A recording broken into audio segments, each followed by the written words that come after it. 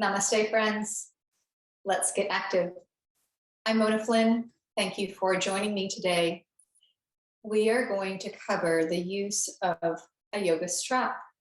Quite often I get this question, what is a yoga strap for?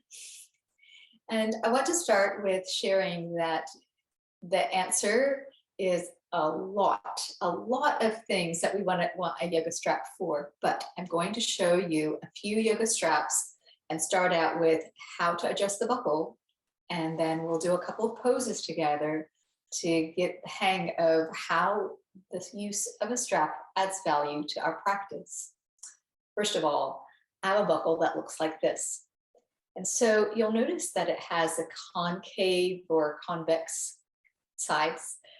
And I guide my students to say that for the most part, if you have a buckle that looks like this, you'll want to start with the mountain rather than with the valley. And as you come through the center and loop the edge, press the edge up through the center and down through the outside, you will have the effect of the strap so that it can keep from slipping, so there will not be give, and then you'll be able to slide it to the length that you want, and again, it won't give, you'll be able to adjust. A buckle this design is very practical and user-friendly. Typically, the strap slides through it well enough, lots of companies that make it. And typically, I keep a loop in my strap.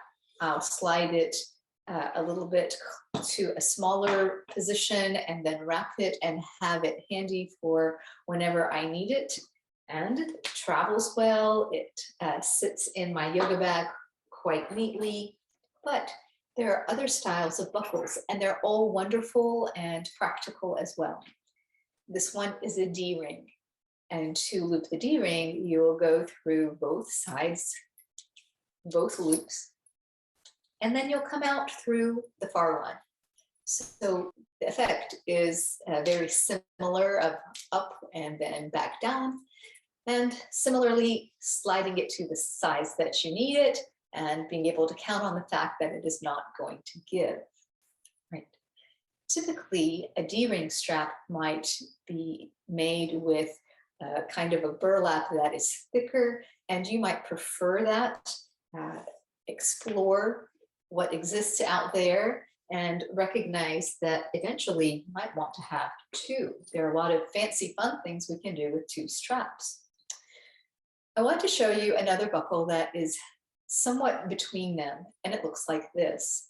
So you'll notice that it has, it's a metal buckle, and it has a piece that slides that simulates that very first kind of buckle that we saw.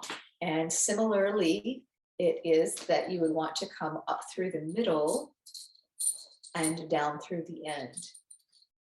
And so this one tends to be more classical, and that's not to say that the others don't last well. I've had some straps for as long as 20 years and they've held up beautifully. There are many other styles of straps out there, and enjoy what you are finding. There's a wonderful cinch strap that is used in restorative practices because it helps you come out of a pose rather easily. It might take a little bit more doing to learn how to use it and get into the pose and really tighten it as you need to secure the support, but well worth learning. So we have a lot ahead of us to learn. Let's continue.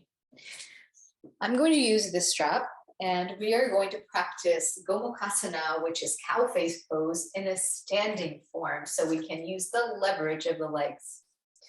So as I open up my strap, I'm going to rest it on one shoulder, and I'm not necessarily going to use the loop just yet, but I want to encourage the external rotation of what happens to the top arm in cow face pose, Gomukhasana. So I'm helping my arm along and I'm initiating that external rotation and the lift.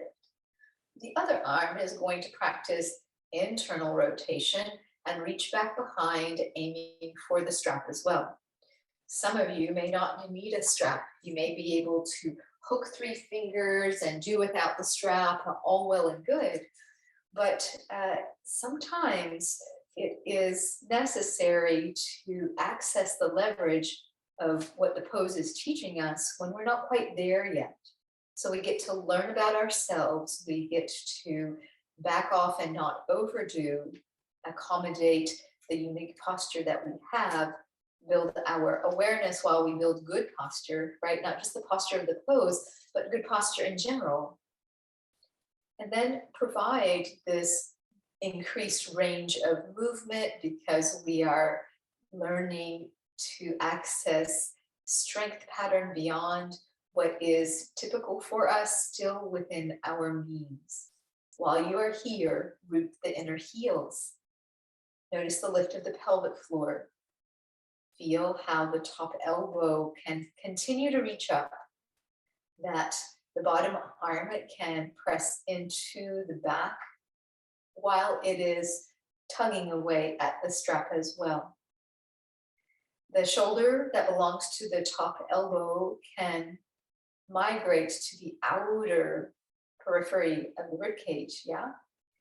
The shoulder blade that belongs to the bottom arm can work toward the center of the spine. We have a number of actions, but we are not overexerting in the leverage to hook our hands. We're using the strap to accommodate where we are. We'll come back to this side. Let's do the other side. So the same idea, I want to start with strap at the shoulder, encourage this top arm in its external rotation, inviting the elbow up and back, trying not to let it wing out to the side. And then this arm gets to practice internal rotation. How wonderful that this pose helps to maintain that capacity for how the shoulder is designed, all the ways we get to use our arms and reach in this world. You will notice that each side is different. So here I need the strap for sure. My hands don't quite make it. Some days they do. On the other side, I was able to hook 3 fingers. While the legs root, core is engaged, notice that you are not flaring those lower ribs, that you keep the lower abdominals lifted, and that you have this sense of a comprehensive set of actions, legs and arms and core and more. There is space that opens up to us, yeah? When you're ready for more, as you repeat this pose, the idea now is to back off and do more. So if you will encourage this external rotation, reach up and catch hold the strap, but this time take the back hand and catch hold the strap way down back behind. Be careful that you are not flaring those ribs, right? No hyperextension. And as that bottom hand reaches not just down, but away from the back body, use that leverage to invite the top elbow back. Wow. So what we get to find when we have the strap, if this pose, this understanding of ourselves, where is the mobility that is afforded to me today? How far can I get with that elbow comfortably reaching back? How far will the shoulder girdle allow that external rotation and extension?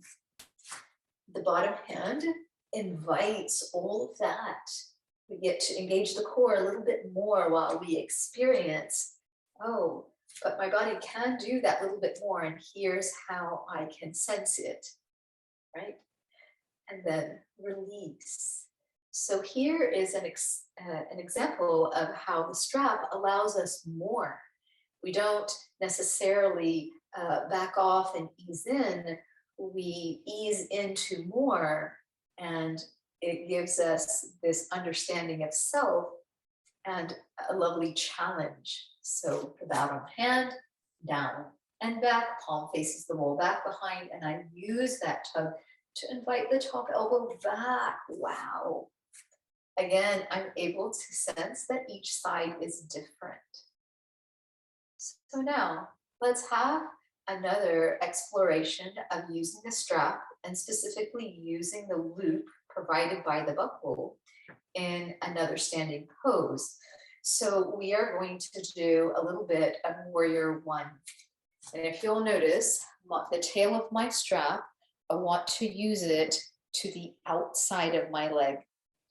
And I want to have a pretty long loop. So I'm going to get into this pose by stepping onto the strap with my left foot. The tail goes to the right. I step the right leg through the loop, and then I'm going to adjust. I want to open up enough to allow myself this really great warrior one, meaning I want a longer stance. I don't want the buckle to be right at the fold of the hip. I want it to be to the outer hip. And I'm going to cinch it up. Great. And what I get to notice is that it anchors. It helps me really use that back leg. And what we know in Warrior One is that the back leg is in charge of the pose it's driving. And we also know that the more we're able to ground in a pose, the more our foundation is on, that we're not resting on our legs, that we're really using them. And here they're responding to the ground force, and they're responding to the strap. The bottom leg presses down and the top leg is working against the strap, and I can continue to cinch that down and really feel those relationships. But the result of that, of this extra grounding, is a little bit more mobility and traction and freedom is afforded to the upper body. So if you come into your warrior one, no matter how you choose to use your arms from this position, you will find this sense of ease.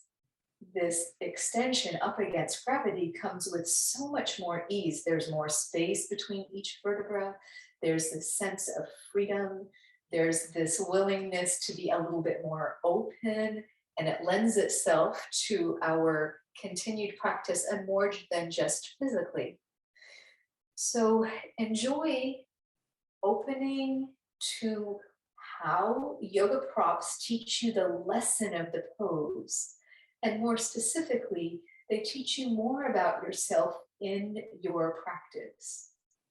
When you're ready to come out of the pose, release the buckle. Just tug on the buckle to release the hold, and then make sure that you do each side, that you turn the tail, the buckle to the other side.